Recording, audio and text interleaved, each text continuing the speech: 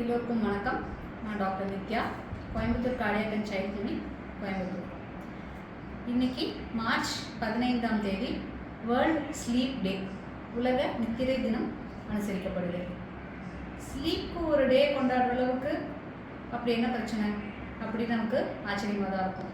ஆனால் நம்ம நாட்டில், இந்தியாவில் மட்டும் வருஷத்துக்கு தோராயமாக 1 கோடி பேர் தூக்கமின்மையால் பாதிக்கப்படுறாங்க அப்படின்னு கேட்டால் நீங்கள் நம்புவீங்களா?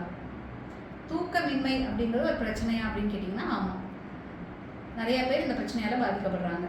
தூக்கமின்மைனா முதல்ல என்ன அப்படின்னு கேட்டால், ஒருத்தர் போய் படுத்ததுக்கப்புறம் அவங்களுக்கு தூங்க கஷ்டமாக இருக்குது, தூக்கம் வரலை, அவங்க தூங்கவே சிரமப்படுறாங்க அப்படிங்கிறதும், இல்லை தூங்கி கொஞ்ச நேரத்துலையே முழிச்சிடுறாங்க, அதுக்கப்புறம் மறுபடியும் அவங்களால தூங்க முடியல, சீக்கிரமே எந்திரிச்சிடுறாங்க அப்படின்னா இதெல்லாம் தான் தூக்கமின்மை.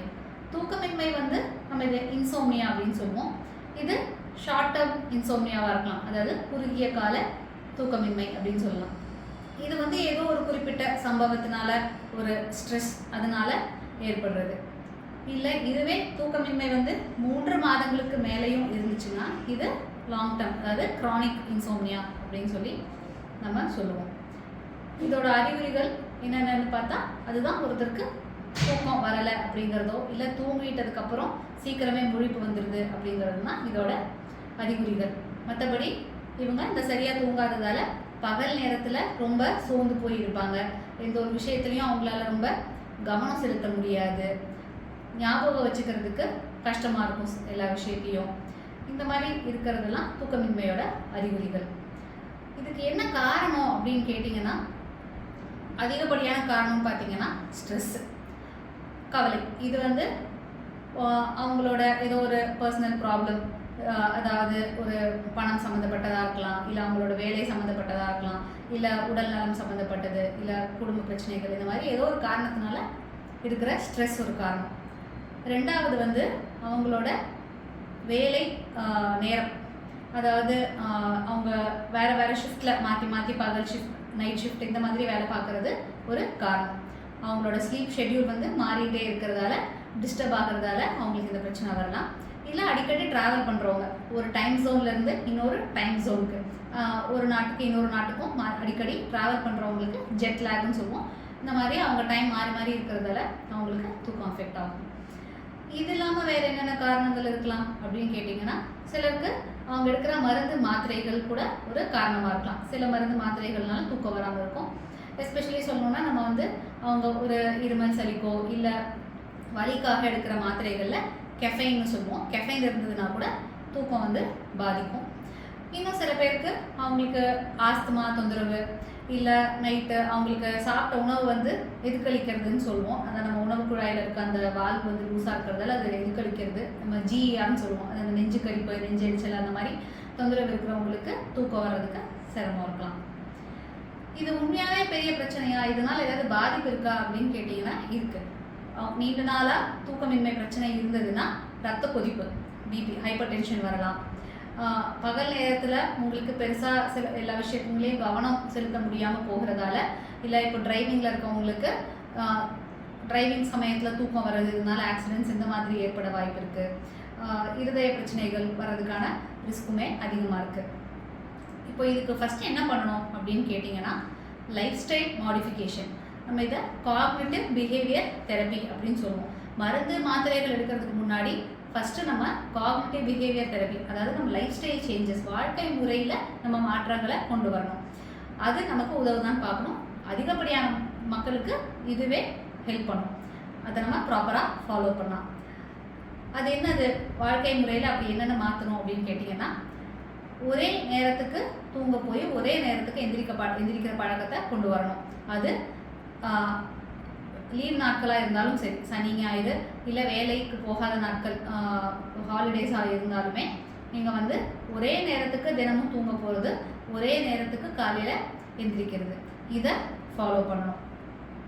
ரெண்டாவது விஷயம், தூங்க போகிறதுக்கு முன்னாடி நீங்கள் கொஞ்சம் ரொம்ப ஸ்ட்ரெஸ்ஃபுல்லான விஷயங்கள் பண்ணாமல் ஒரு ரிலாக்ஸிங்கான ஒரு பெட் டைம் ரொட்டீன் வச்சுக்கணும். அடுத்தது, நீங்கள் உங்கள் பெட்ரூமை, உங்கள் பெட்டை நீங்கள் தூங்குறதுக்கு மட்டும்தான் பயன்படுத்தணும். பெட்டில் உட்காந்து ஃபோன் யூஸ் பண்ணுறது, இல்லை அந்த மாதிரி வேறு எந்த உட்காந்து அங்கே பெட்டில் உட்காந்து சாப்பிட்றது, இந்த மாதிரி விஷயங்கள் பண்ணாமல் உங்கள் பெட்டை தூங்குறதுக்கு மட்டும்தான் நீங்கள் பயன்படுத்துனீங்கன்னா உங்கள் மூளை வந்து தூக்கத்தையும் அந்த பெட்டையும் கனெக்ட் பண்ண ஆரம்பிக்கும். அடுத்தது நீங்கள் போய் தூங்க போகிறீங்க, உங்களுக்கு ஒரு 20 நிமிஷத்துக்கு மேலேயும் தூக்கம் வரலை, படுத்துட்டு நீங்கள் புரண்டுட்டே இருக்கிறீங்க அப்படின்னா நீங்கள் உங்கள் பெட்டை விட்டு எந்திரிச்சு வந்துடுங்க. அதுக்கப்புறமும் பெட்லேயே உருண்டுட்டு இருக்காமல் நம்ம பெட்லேருந்து எந்திரிச்சு வெளியே வந்துடணும். பெட்லேருந்து எந்திரிச்சு வந்து ரொம்ப லைட் வெளிச்சம் அதிகம் இல்லாமல் கொஞ்சம் ஒரு மினிமல் லைட்டில் கம்மியான வெளிச்சத்தில் ஏதாவது ஒரு குவைட்டான ஒரு ரிலாக்ஸிங்கான விஷயங்கள் நீங்கள் பண்ணலாம். முக்கியமான விஷயம் என்ன அப்படின்னு கேட்டிங்கன்னா, நீங்கள் 20 நிமிஷம் தூக்கம் வரலன்னு பெட்டை விட்டு எந்திரிச்சு வந்து ஃபோனு, டிவி, லேப்டாப்பு இந்த மாதிரி எலக்ட்ரானிக் டிவைசஸ் யூஸ் பண்ணக்கூடாது. ஏதாவது குவைட்டாக ஒரு பாட்டு கேட்குறதோ, ஒரு புக்கு படிக்கிறதோ, இந்த மாதிரியான விஷயம் கொஞ்சம் நேரம் பண்ணிவிட்டு நீங்கள் மறுபடியும் போய் உங்கள் பெட்டில் படுத்து நீங்கள் தூங்க ட்ரை பண்ணணும். அப்புறம் நீங்கள் உங்கள் பெட்ரூமை வந்து ரொம்ப கொஞ்சம் குவைட்டாக, ரொம்ப வெளிச்சம் இல்லாமல் ஒரு இருட்டாக அந்த மாதிரி வச்சுக்கணும். ஒரு அந்த ரூமோட டெம்பரேச்சர், லைட்டிங் எல்லாமே நீங்கள் ஒரு ரிலாக்ஸிங்காக தூங்குறதுக்கு ஏற்ற மாதிரி வச்சுக்கணும். அடுத்தது, பகல் நேரத்தில் ரொம்ப பெருசாக உடல் உழைப்பு எதுவும் இல்லை அப்படின்னாலுமே ராத்திரி தூக்கம் வர்றது கஷ்டமாக இருக்கும். அதுவும் இல்லாமல் பகல் நேரத்தில் ரொம்ப வேலை இல்லை அப்படின்னா அதிகப்படியாக நம்ம பகல் நேரத்தில் ஒரு குட்டி தூக்கம் போட்டு எழுந்திரிச்சிடுவோம். இது குட்டி தூக்கமாக இருந்தாலுமே கூட ராத்திரி தூக்கத்தை இது பெரிய அளவில் பாதிக்கும். அதனால் நீங்கள் ரெகுலராக ஒரு எக்ஸசைஸ் பண்ணுற பழக்கம் வச்சுக்கிட்டிங்கன்னா அது உங்களுக்கு நைட்டு தூங்குறதுக்கு உதவும். அடுத்தது, சாயந்தரம் ஒரு 3 மணிக்கு மேலே நீங்கள் காஃபி, டீ அது மாதிரி எதுவும் எடுக்கிறத நிப்பாட்டிக்கோங்க. அதுவுமே உங்களுக்கு ஈஸியாக தூங்குறதுக்கு ஹெல்ப் பண்ணும். அடுத்தது என்னன்னு கேட்டிங்கன்னா, மது, புகையிலை, சிகரெட் இந்த மாதிரி விஷயங்கள் நீங்கள் பயன்படுத்துகிறவங்களா இருந்ததுன்னா அதை நீங்கள் சுத்தமாக நிப்பாட்டணும். ஏன்னா இதெல்லாம் எடுக்கிறதால உங்களுக்கு தூக்கம் வர்றதுக்கான வாய்ப்புகள் குறையும்.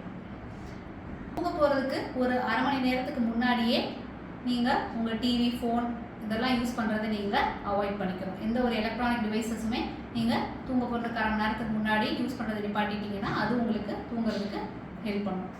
அடுத்தது, நீங்கள் தூங்க போகிற நேரத்துக்கு அதிகம் நிறையா தண்ணி குடிக்காதீங்க.